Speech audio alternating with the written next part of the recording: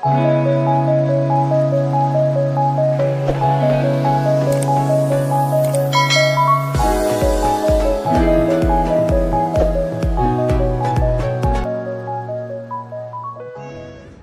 saudaraku, kita lanjutkan seri kita pelayanan Yesus di bumi setelah kebangkitannya dan sebelum dia terangkat ke surga. Mari kita berdoa.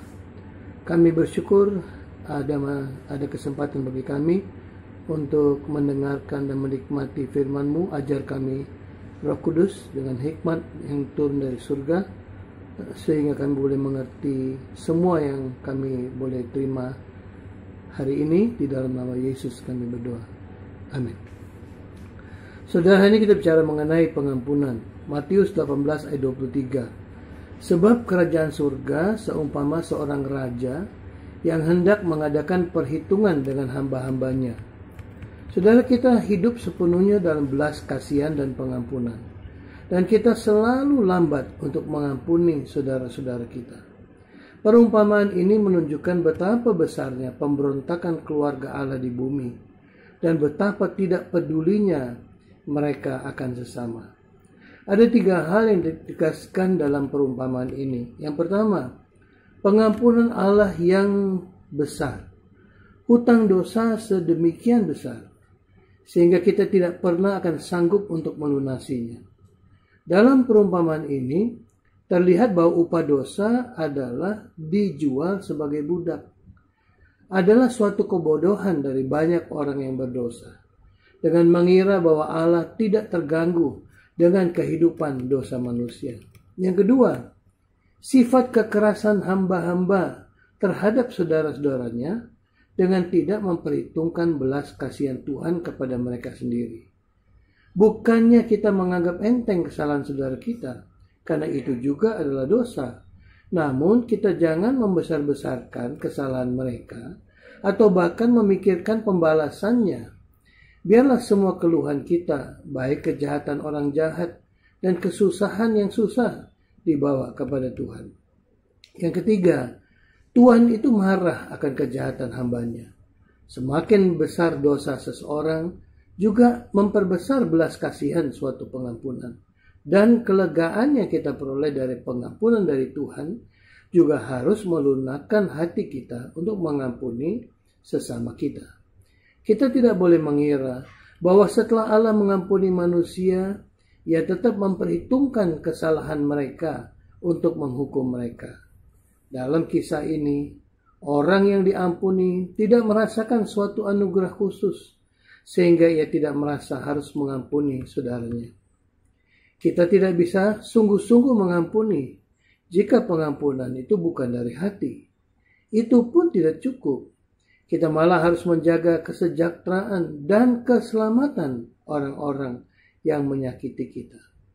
Namun banyak orang Kristen walaupun menggunakan nama Kristen tetap tidak berbelas kasihan untuk memberikan pengampunan kepada saudaranya. Seorang yang berdosa dan yang merendahkan diri sangat bergantung pada pelimpahan pengampunan melalui kematian Kristus. Marilah kita senantiasa mencari dan semakin mencari anugerah Allah untuk mengajarkan kita mengampuni sesama, dengan harapan kita menerima pengampunan yang melimpah juga dari Tuhan.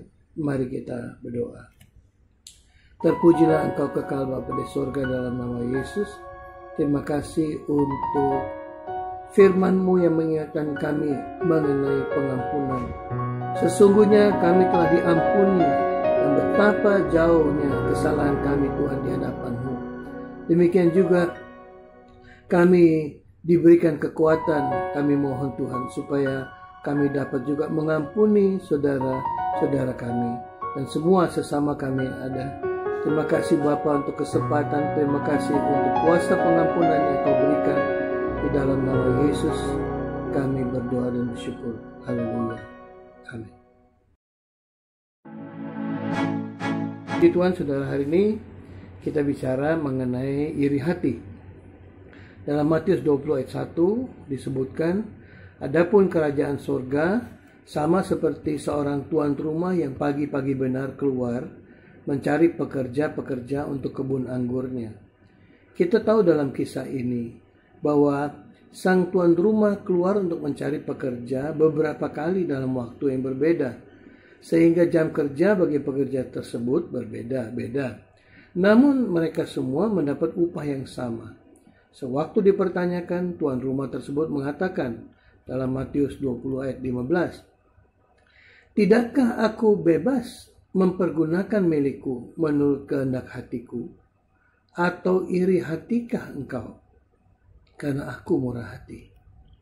Apakah kita iri hati akan apa yang Tuhan berikan kepada orang lain? Dalam kisah ini, di atas kita diminta menguji diri sendiri. Upah yang dimaksud Yesus sesungguhnya adalah pengampunan, hidup dan keselamatan bagi orang percaya. Dan kita semua adalah pekerja di ladang Tuhan. 1 Korintus 3 ayat 9. Karena kami adalah kawan sekerja Allah, kamu adalah ladang Allah, bangunan Allah. Dan dalam hubungan antara orang Kristen, iri hati adalah masalah besar. Bukan hanya jika orang lain mendapat berkat dan kita tidak, namun terlebih karena orang lain mendapat berkat sama dengan kita.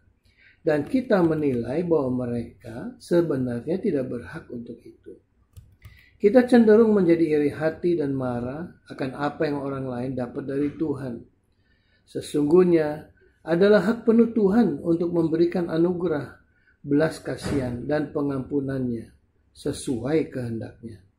Dan sebagai akibatnya kita marah akan kuasa Tuhan untuk mengampuni siapapun yang ia mau. Sama seperti pada Yunus yang melarikan diri karena ia tidak mau memberitakan pengampunan Tuhan kepada Niniwe. Yunus sendiri diselamatkan Tuhan, tetapi dia tidak mau memberitakan hal yang sama kepada orang lain. Keselamatan adalah dari Tuhan, Yunus 2 ayat 9. Kita juga harus perhatikan yang Tuhan tekankan mengenai yang pertama dan yang terakhir. Bahkan kalimat itu mengunci perumpamaan mengenai pekerja ini. Matius 20 ayat 16 disebut, "Demikianlah orang yang terakhir akan menjadi yang terdahulu, dan yang terdahulu akan menjadi yang terakhir." Pekerja yang masuk terakhir bahkan dibayar lebih dahulu. Yang pertama masuk bukan hanya harus menunggu lama, tapi juga mendapat upah yang sama. Pengertian kita akan keadilan dan harapan inilah merupakan pesan dari perjanjian baru. Markus 9 ayat 35. Jika seseorang ingin menjadi yang terdahulu, hendaklah ia menjadi yang terakhir dari semuanya dan pelayan dari semuanya. Siapa sesungguhnya yang layak naik ke gunung Tuhan dan masuk melalui pintu kerajaannya? Lukas 13 ayat 30 mengatakan, "Dan sesungguhnya ada orang yang terakhir yang akan menjadi orang yang terdahulu, dan ada orang yang terdahulu yang akan menjadi orang yang terakhir." Dan Yesuslah yang pertama dan terakhir. Wahyu 1 ayat 17.